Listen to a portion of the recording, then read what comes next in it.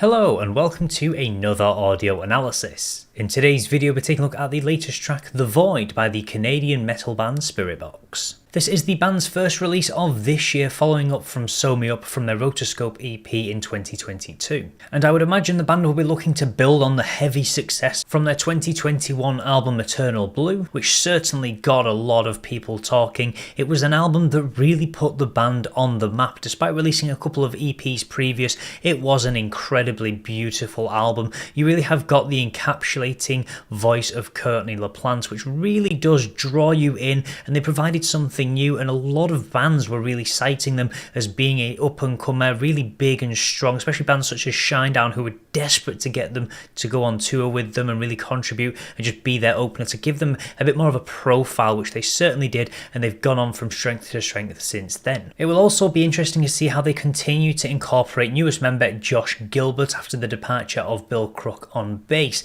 We're going to be starting to see if he has much more of an influence. He's going to be assisting with the vocals as well, as that's been his main role since joining. It'll be interesting to see how he does bring his unique sound from bands such as I Lay Dying and Woven War to the Spiritbox sound. So will this track prove to be a black hole or brighter than the sun? Let's take a look at exactly how it sounds.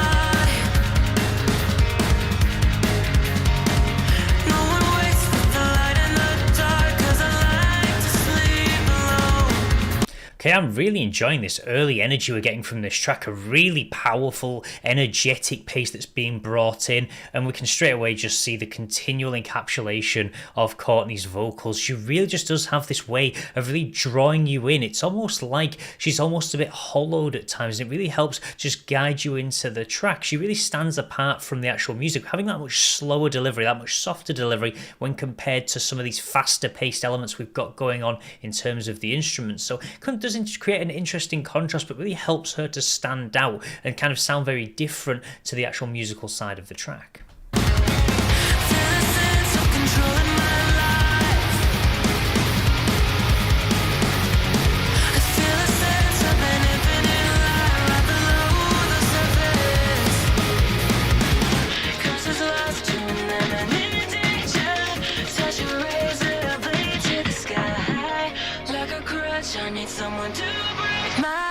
So already we've got some really interesting lyrics, even just from this first verse and the pre-chorus. Took a walk to the water at night, no one waits with a light in the dark. I feel like this is the idea of Charon, who in Greek mythology was the son of Erebus and Nyx, and it was his duty to ferry over the rivers the souls of the deceased, whilst taking you into the afterlife. It's a story that's often kind of shown that I like to sleep alone. So this idea that I will pass by myself almost into the afterlife, into this void. So it's quite interesting how they're not directly showing that, but it certainly gives off that message. No one waits with a light in the dark. So you see in a lot of horror films and things like that, this kind of water boatman with the lantern hanging, and he'll take you into the afterlife. So interesting. I think that's what they're trying to gauge at with that, going into the void, going into the empty darkness almost. I feel a sense of control in my life. I feel a sense of an infinite light. So it could actually be talking about the afterlife, but kind of talking about it as this void, as this eternal blackness almost. This right below the surface as well, this idea of being underground, this idea of death being lowered and buried into the ground. So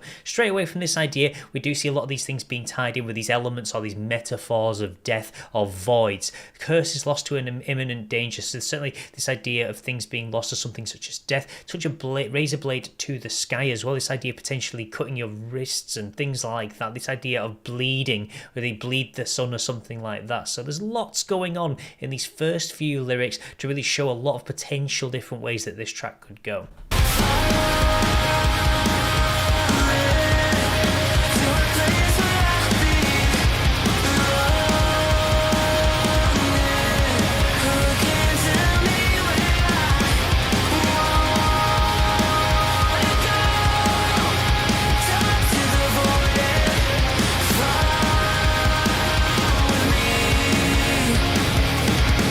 I really love the delivery on this actual chorus. It doesn't really hold a constant melody, really just blending in and out with these really interesting held notes, fall into a place where I belong. So it's almost like this idea of falling into a void, being pulled into something. Who can tell me where I want to go? So it's almost like this idea of feeling a little bit lost. It's this idea where it's a place where no light can go. That tends to be what a void does tend to be, this small space, or this vast space with nothing, no life in kind of within it. So it's really interesting to see how we're not getting an actual solid idea of where this track is kind of aiming to go at the moment. So definitely feels though that it is continually kind of touching on the ideas of death. Where do my fears all go when they die? To a place untethered, 1,000 lives between the storm. It's the way that you guide me to the edge of a hole that was made for me. I hear the call of the void, surrender up a piece of my history. 'Cause it's lost in an imminent danger. Such a razor blade to the sky, like a crutch. I need someone to break my. And I love how actually at the end of this pre-chorus we've got this lyric that almost feels unfinished, like a crutch, I need someone to break my. It's not being very specific, this track. It's not saying what needs to be broken. It's this idea of, could it be a heart, could it be a body, soul, mind? It's really leaving it open to interpretation, because there's different ways that you can fall into a void almost. It can be through the breaking of your body, the breaking of a mind, lots of different things, but they're not really specifying that through the lyrics. And I like this idea of where do my fears all go when they die? So there's almost this void that they go into, things that are kind of die with you almost, a place untethering 1,000 lives between the stone. There's lots of very kind of encrypted lyrics in this. It's really hard to kind of pick it apart because they're never really specifying exactly where they want this track to actually go, but certainly just these references to the way you guide me to the edge of a hole that was made for me. So it does certainly feel like, even that sometimes it's almost that idea of death showing you what's to come or something like that. There's lots of really interesting potential just avenues for this track to explore.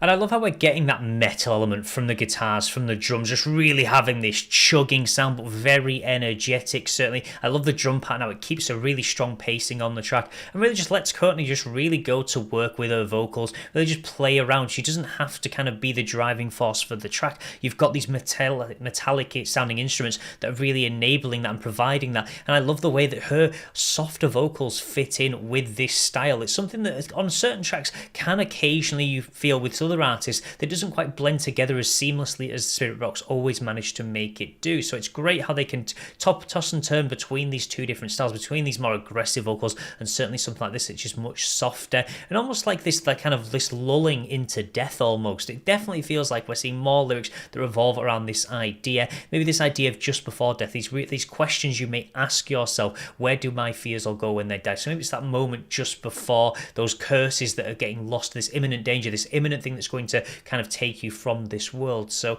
again, there's so many different ways that you could take this track if you want to. There's so much you can draw from it as well, which is really, really great to see.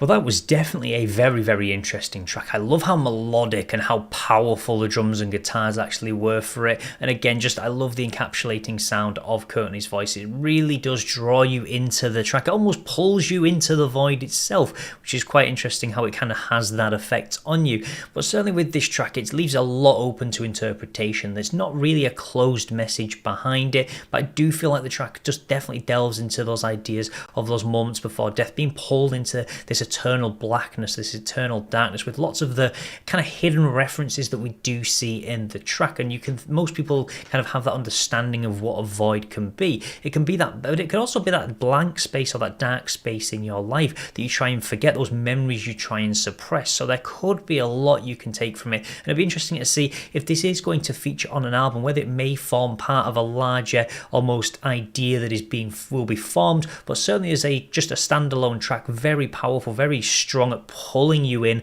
and really giving you that strong energetic feel that you do get from the instruments. And one other thing I really do love is the way that the track actually fell into the chorus. Initially with that pre-chorus with that line, like a crutch, I need someone to break my heart, just because it was so abrupt an ending. But I love the way that it's this idea of falling into the chorus and it opens with that exact line. I think that's really smart. And this idea of needing a crutch to break your fall into the void. It's almost like you need something or somebody to hold you back from delving into that point of eternal darkness. So it was a really smart way to really kind of just throw you into the chorus. I really, really liked that once I kind of got my head around it. It was really great to see. And I just love how this track incorporates some of the great elements that we do see from Spiritbox. Some of these really strong built-up soundscapes that we do get. They almost have this ethereal, almost dreaminess to them at times, even despite having those heavier sounds being brought in. And again, I think that is due to the blending of the vocals with the instruments. So it's really just mastered very, very well. And I'm definitely looking forward to hearing more from the band given what we've just got here. It's very much have got a good strong hook to it, and I do hope to see another album from there soon. Certainly after the release of Eternal Blue and some of these EPs they've been releasing have been very, very strong. Certainly one of those that you just want to go back and listen to over and over again, and it's great to see them doing something slightly different, really standing out from the crowd, and I hope they continue to do so with hopefully a very strong follow-up album. So that will be everything for today's video, but please feel free to let me know your thoughts about what you think this track is actually about in the comments section below. I'd imagine we might get a few different views on this one as to where it's actually aiming or pointing its messages towards, but I would love to know your thoughts. And if you want to see more content like this, then please do feel free to subscribe, and I will see you in the next audio analysis.